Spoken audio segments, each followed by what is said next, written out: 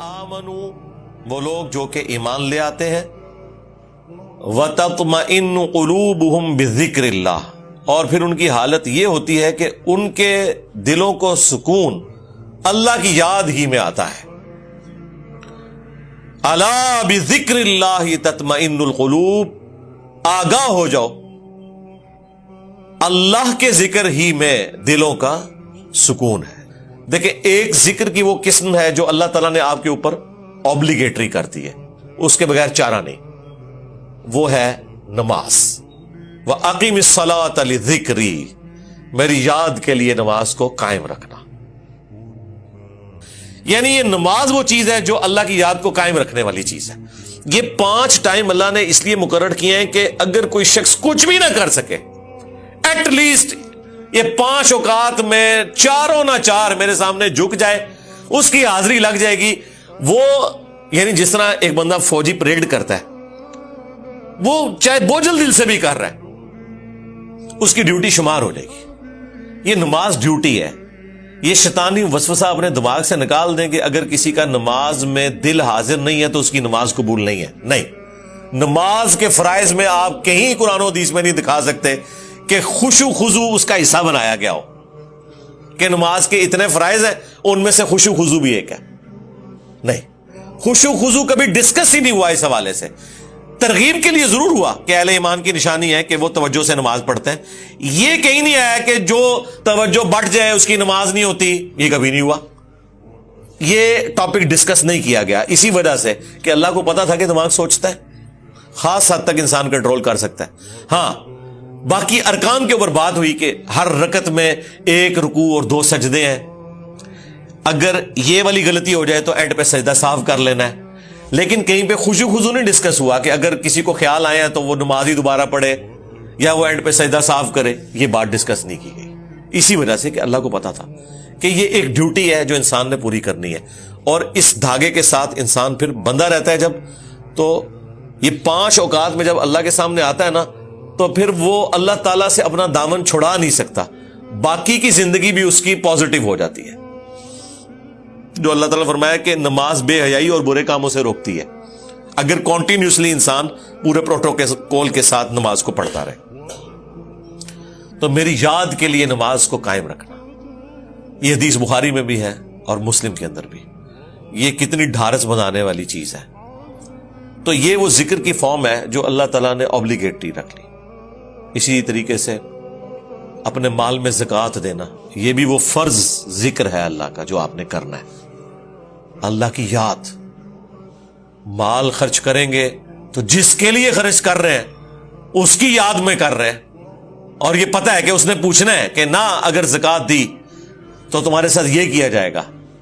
جو سورہ توبہ میں آیا کہ ان کا مال جو یہ جوڑتے ہیں کنز بنا کے اور اللہ کی راہ میں زکوٰۃ نہیں دیتے، تو قیامت کے دن ان کی پیٹھوں پہ، ان کے پہلوؤں کے اوپر، ان کے ماتھوں کے اوپر یہی سونا اور چاندی گرم کر کے داغا جائے گا اور کہا جائے گا کہ یہ ہے وہ مال جو تم نے دنیا میں جوڑا تھا۔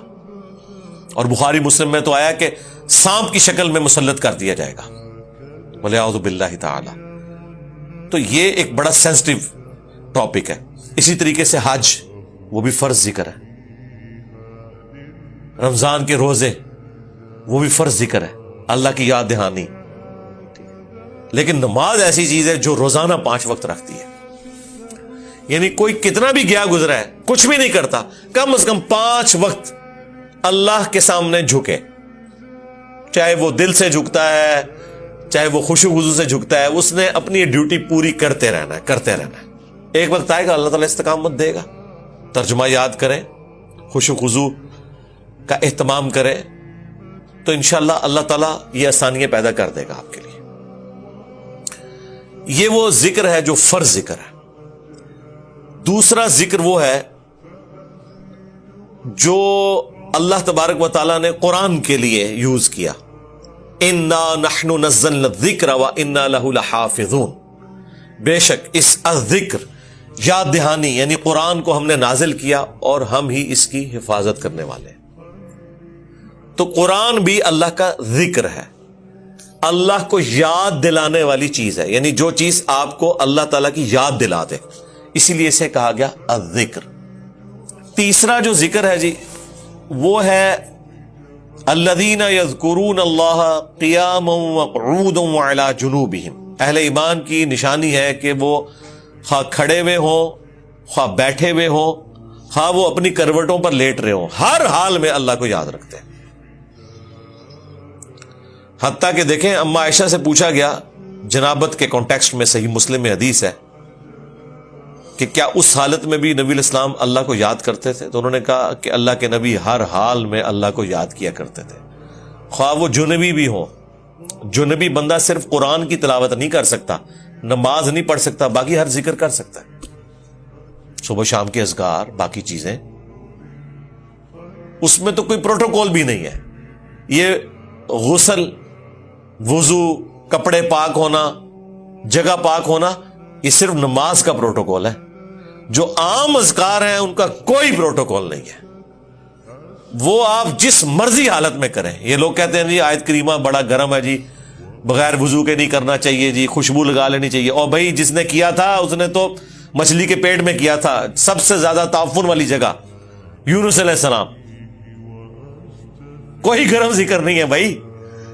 وہ پھر ایسا ذکر ثابت ہوا کہ اللہ تعالیٰ نے ان کی اس غلطی کو, اجتہادی غلطی کو معاف کیا.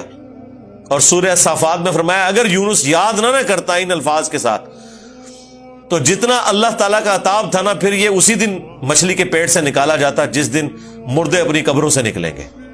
ایک جملے نے اللہ تعالیٰ کا غصہ ٹھنڈا کر دیا, لا الہ الا انت سبحانک انی کنت من الظالمین. لیکن سرکار یہ 3 دن اور 3 رات انہوں نے پڑھا ہے یہ وظیفہ. ہاں آپ ذرا ایک لمحے کے لیے سوچیں, 3 دن اور 3 رات, یہ کتنے بنتے ہیں؟ 72 گھنٹے. 72 گھنٹوں اگر آپ کو ایک ایئر کنڈیشن کمرے میں بھی مسلسل ایک ذکر کرنا پڑ جائے تو لگ پتہ جائے گا. آپ ذرا اس شخص کے بارے میں امیجن کریں جو مچھلی کے پیٹ میں گپ اندھیرا ہے اور یہ بھی نہیں پتا کہ میں یہ کروں گا تو مجھے معافی بھی ملے گی کہ نہیں, اور وہ مسلسل ذکر کیے جا رہا ہے, اور یہ بھی نہیں پتا کہ کتنا عرصہ میں نے یہ ذکر کرنا ہے, اور وہاں پہ بھی کسی کرسی میں نہیں بیٹھے ہوئے ہیں. مچھلی کے پیٹ کے اندر کیا حالت ہوگی. لیکن اللہ تعالیٰ نے ان کی دعا سن لی. اتنی جاندار دعا تھی. میں تو کہتا ہوں یہ سید الاستغفار ہے. لا الہ الا انت سبحانک, اے اللہ تیرے سوا کوئی معبود نہیں, تو تو غلطیوں سے پاک ہے. انی کنت من الظالمین, میں انسان ہوں تو میں تو غلطی کروں گا. اس سے بہتر کیا انداز ہو سکتا ہے عاجزی کا, اس سے بہتر کیا انداز ہو سکتا ہے اللہ تعالیٰ کی عظمت بیان کرنے کا کہ یا اللہ تو نے تو غلطی کرنی نہیں ہے, یہ تو طے ہے. تو اگر مجھ سے پرسش کر رہے ہیں نا غلطی کی, تو میں تو انسان ہوں, غلطی کروں گا, اور مجھے اعتراف بھی ہے, میں تیری طرف رجوع لاتا ہوں. اللہ تعالیٰ نے معاف کر دیا. جامعہ ترمذی میں یہاں تک حدیث ہے کہ جو بھی یونس کی دعا کے ذریعے اللہ کی طرف متوجہ ہو, اللہ تعالیٰ اسے کبھی محروم نہیں لوٹاتا. اور یہ حصہ قرآن میں بھی ہے, وَكَذَلِكَ نُنْجِي الْمُؤْمِنِينَ, ہم مومنین کو بھی اسی طریقے سے نجات دیں گے. جب یہ دعا آئی نا سورہ الانبیاء میں, تو ساتھ یہ بھی ذکر آیا کہ انبیاء کی جو یہ دعائیں ہیں, خصوصاً یہ والی دعا یونس علیہ السلام کی, کوئی مومن بھی مانگے گا ہم اسے بھی نجات دیں گے.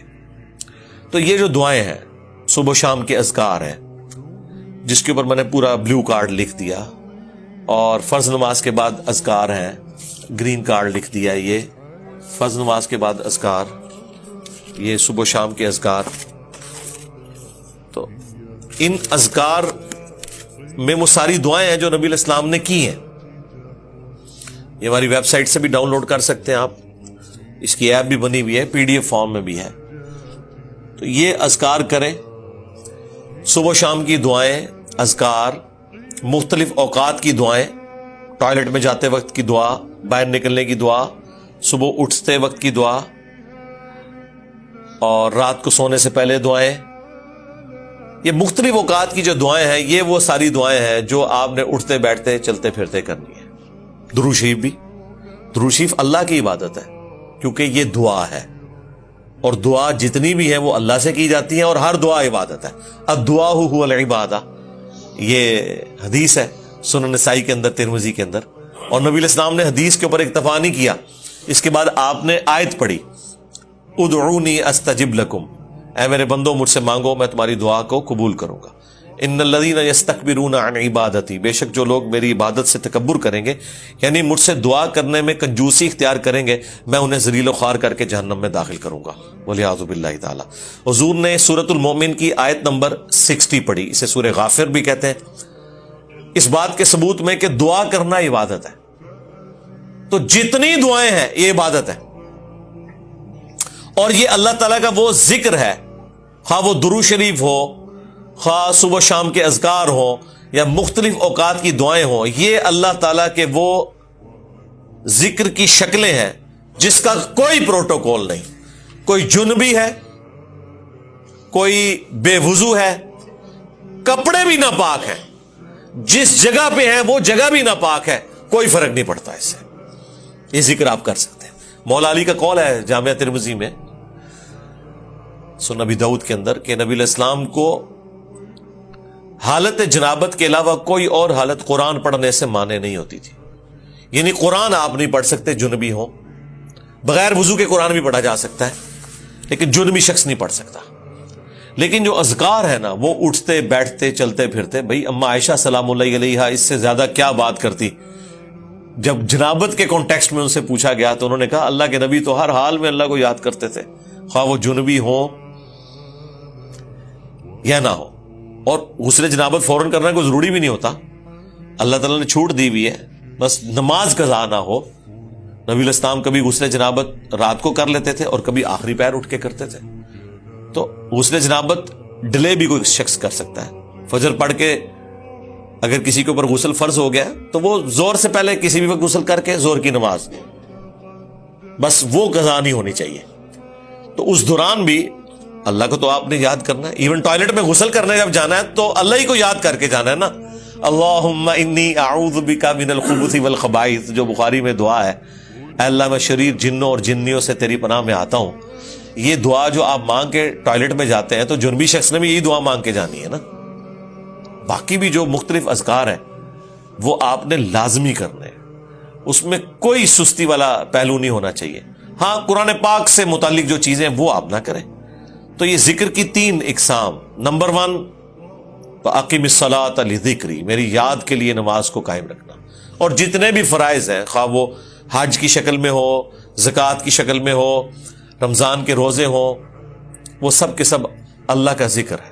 رزق حلال کمانا بھی یہ بھی اللہ کا ذکر ہے۔ اللہ کے نیک بندوں کے واقعات جو قرآن و سنت میں رپورٹ ہوئے انہیں بیان کرنا بھی اللہ کا ذکر ہے۔ انبیاء کرام کے واقعات کو بیان کرنا بھی اللہ کا ذکر ہے۔ تو سب سے بڑا ذکر نماز، اس کے بعد قرآن تو بلکہ اپنے سٹیٹس میں دیکھا جائے تو وہ سب سے بڑا اللہ کا ذکر ہے، اللہ کی یاد دہانی والی چیز، لہذا قرآن کی تلاوت، قرآن کے احکامات کی پیروی کرنا، یہ سب کچھ اللہ کا ذکر ہے۔ اور تیسرے نمبر کے اوپر صبح و شام کے اذکار، مختلف اوقات کی دعائیں، درود شریف، یہ بھی اللہ تعالیٰ کا ذکر ہے۔ تو یہ 3 ہی اقسام ہے ذکر کی جن کے اوپر ہمیشگی انسان کو کرنی چاہیے، اور کچھ چیزیں تو اللہ تعالیٰ نے فرض کے طور پہ کر دی ہیں جیسے نماز ہے اور باقی فرائض ہیں، اس کے بغیر آپ کا چھٹکارا نہیں ہے۔ بخاری اور مسلم دونوں میں حدیث ہے کہ اللہ کا ذکر کرنے والا زندہ کی مثل ہے اور ذکر نہ کرنے والا مردہ کی مثل ہے، یعنی وہ زندہ لاش ہے جو اللہ کا ذکر نہیں کرتا۔ جامعہ ترمذی میں حدیث ہے، ایک صحابی حاضر ہوئے، یا رسول اللہ مجھے کوئی ایسی نصیحت کریں کہ اس کے بعد مجھے کسی چیز کی ضرورت نہ رہے۔ نبی علیہ السلام نے کہا کہ تیری زبان ہر وقت اللہ کے ذکر سے تر رہے، بس یہ نصیحت، یعنی صرف نماز کی حد تک نہیں، عام حالت میں بھی۔ اچھا ذکر کے لیے زبان ہلانا بھی ضروری نہیں ہے، دل میں بھی ذکر ہو سکتا ہے۔ اللہ کو یاد کرنا بھی ذکر ہے، غور و تفکر کرنا بھی ذکر ہے۔ اصل چیز ہے گاڈ اورینٹڈ ہونا۔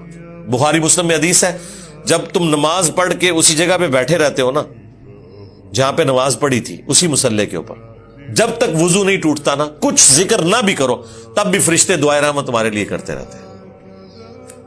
حتیٰ کہ بخاری مسلم میں آیا کہ جو شخص نماز کے انتظار میں ہے نا، اللہ تعالیٰ اسے بھی نماز کے اندر ہی شمار کر لیتا ہے۔ دیکھیں اللہ تعالیٰ کی رحمت ہے، یعنی یہ تو ایک نہ ختم ہونے والا سلسلہ ہے۔ بخاری مسلم دونوں میں حدیث ہے، میں اپنے بندے کے گمان کے قریب ہوں جیسا کہ میرے بارے میں گمان کرے۔ جب وہ مجھے دل میں یاد کرتا ہے میں اسے دل میں یاد کرتا ہوں، جب وہ مجھے کسی مجلس میں یاد کرتا ہے نا تو میں اسے بہتر مجلس میں اسے یاد کرتا ہوں، جب وہ میری طرف ایک بالش بڑھتا ہے میں اس کی طرف ایک ہاتھ بڑھتا ہوں، جب وہ میری طرف چل کے آتا ہے میں اس کی طرف دوڑ کر آتا ہوں۔ تو یہ حدیث قدسی ہے بخاری مسلم دونوں میں، اور اسپیسیفکلی یہ قرآن حکیم کی درس و تدریس کے حوالے سے ذکر ہوا تھا کہ ایسی مجلس میں فرشتے حاضر ہوتے ہیں، اور جب اللہ کے پاس جاتے ہیں، حالانکہ اللہ جانتا ہے، پھر بھی پوچھتا ہے کہ میرے بندوں کے پاس گئے تھے کس حالت میں پایا، وہ بتاتے ہیں یہ حالت تھی۔ پھر اللہ تعالیٰ پوچھتا ہے مجھ سے کیا مانگ رہے تھے، فرشتے بتاتے ہیں کہ بندے جنت مانگ رہے تھے۔ اللہ تعالیٰ پوچھتا ہے کیا جنت دیکھی انہوں نے، کہتے ہیں نہیں، اگر دیکھ لیتے تو اس سے بھی زیادہ مانگتے۔ اور کیا کہتے تھے، جہنم سے آزادی مانگ رہے تھے، کیا جہنم دیکھی میرے بندوں نے، نہیں، اگر دیکھ لیتے اس سے بھی زیادہ شد و مت سے مانگتے۔ اللہ تعالیٰ فرماتا ہے تم گواہ ہو جو میں نے سب کو معاف کر دیا۔ اچھا، وہ فرشتے کہتے ہیں یا اللہ ایک بندہ ایسا تھا جو ویسے ہی وہاں پہ آ گیا تھا، اس کی نیت نہیں تھی لیکن وہ ان کی مجلس میں بیٹھا تھا۔